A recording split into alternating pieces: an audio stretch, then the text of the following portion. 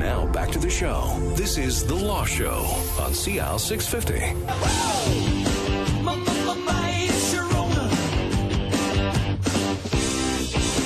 And welcome to The Law Show on CL 650. I'm Zach Spencer, and today we're talking about relationships, breakups, ultimately divorce with our family law partner at McQuarrie Hunter, David Halkett.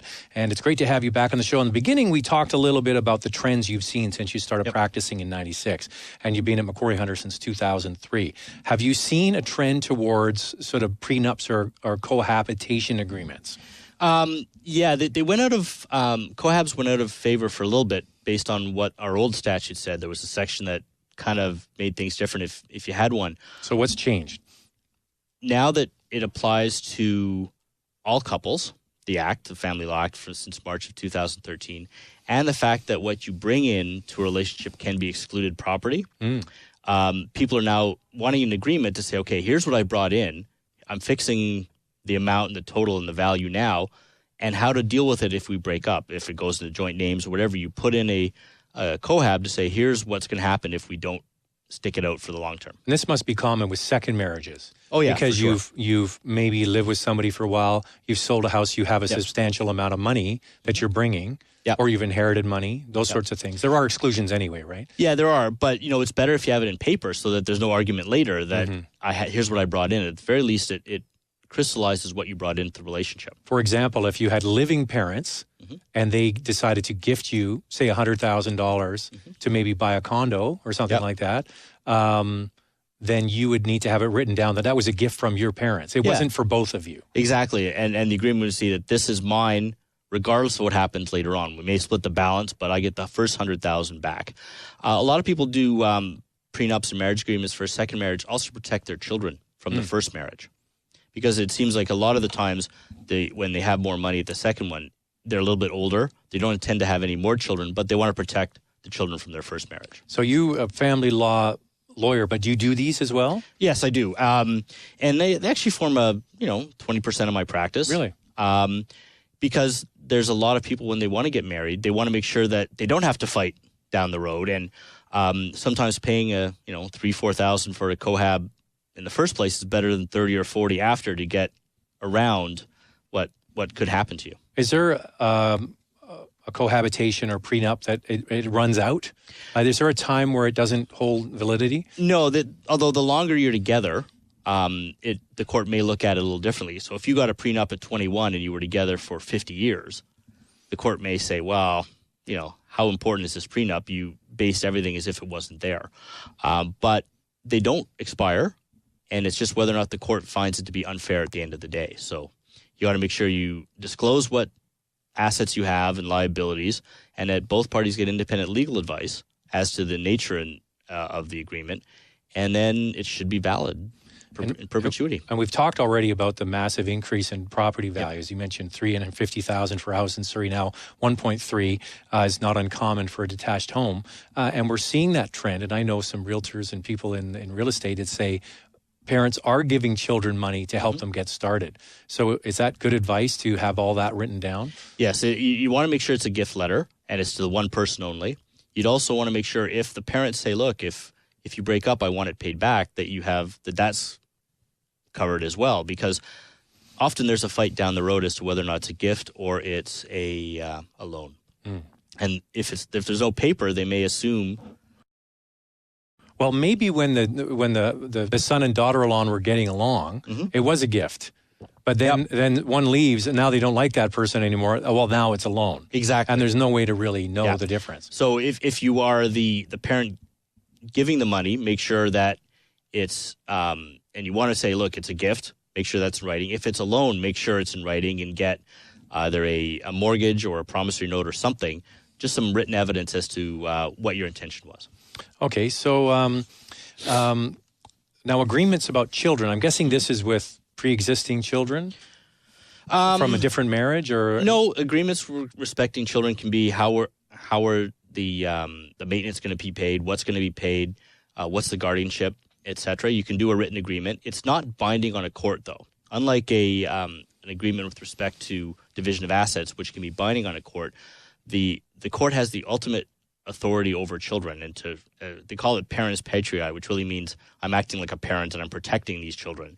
And so if an agreement doesn't meet the goals or protects the children and isn't in their best interest, the court can override it. Mm-hmm. But you can do agreement that says that you and I are going to share the time with the children in whatever manner you come up with. Here's the maintenance that's going to be paid. Here's what the activities are, etc. So this is in the case of a divorce. Yeah, but people don't have these agreements about children before. No, you can't have a marriage agreement with children that might happen because you can't look that far into the future. Okay.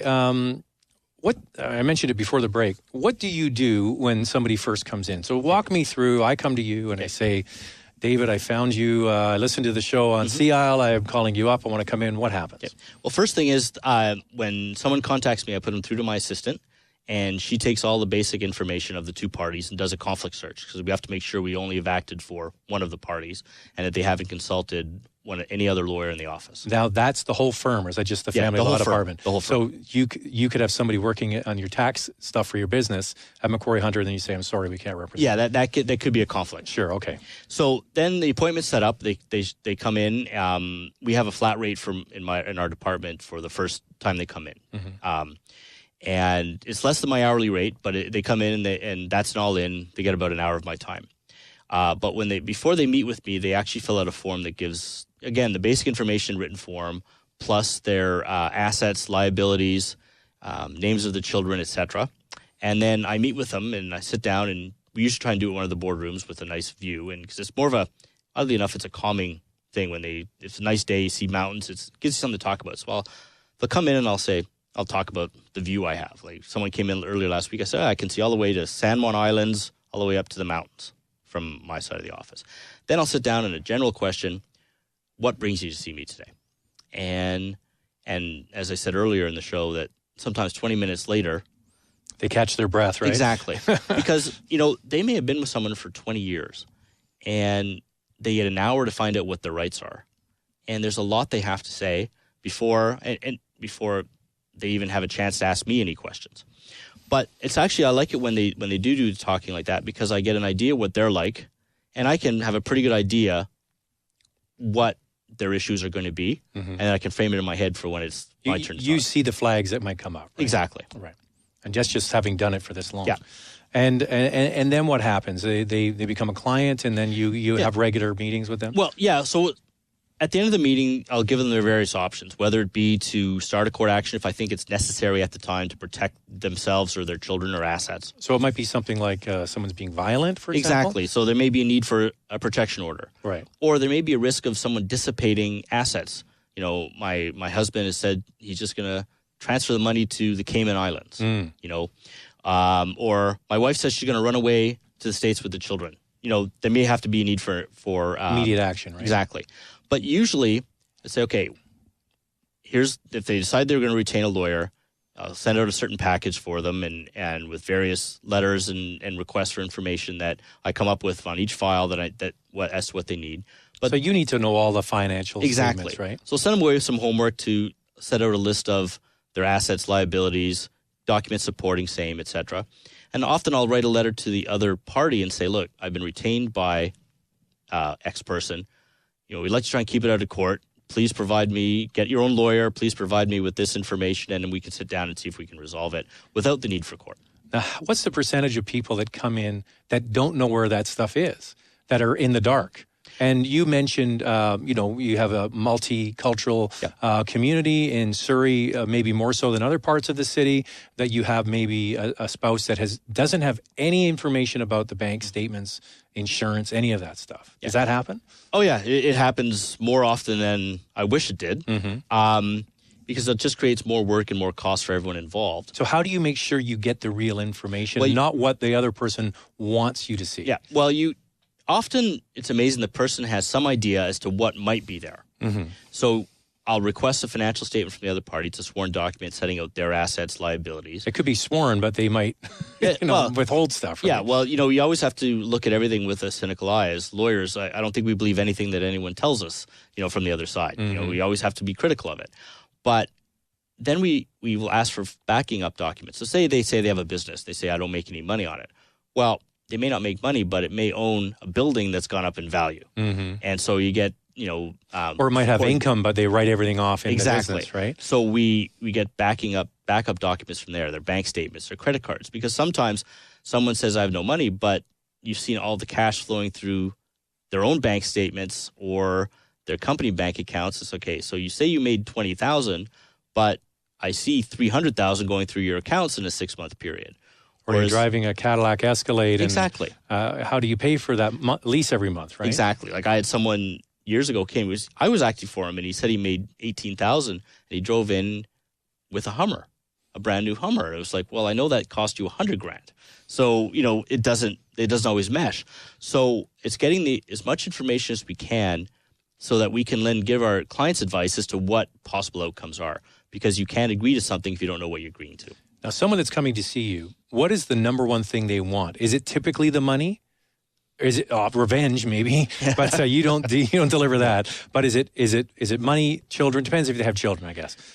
Usually, it's first they want to make sure their children are happy. Sure. Obviously, that's as I say to most of them, look, even if your marriage didn't work out, you created children that you wouldn't have if you weren't married to that person. So at least there's going to have a long-term benefit from that relationship. Want to make sure that the children. It's aside. My dad will go off. My mom and dad are divorced, and one of them will go off on the other one. And I said, I didn't choose him. You did. Exactly. Actually, I said that to a client once. I said, well, tongue in my cheek, I said, you actually married her. You had 2 children with her. He goes, I know. I hear that from my second wife all the time. Right? But wait till you meet your third wife. Yeah, exactly. But basically, it's they want to make sure their children are protected and cared for. That they have enough money to maintain the lifestyle similar to what they had before, and that the results are fair.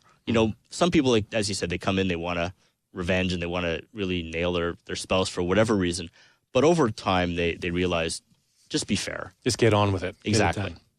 That's David Halkett. He is a partner at McQuarrie Hunter in Surrey, and our regular guest here on the Law Show. We're talking about family law and all the intricacies, and we'll be back. I want to get into the different kinds of property ownership and how it affects it, because as we mentioned before, there's certainly valuable assets now on the Lower Mainland when it comes to property. Sure. We'll continue that conversation next on CL 650.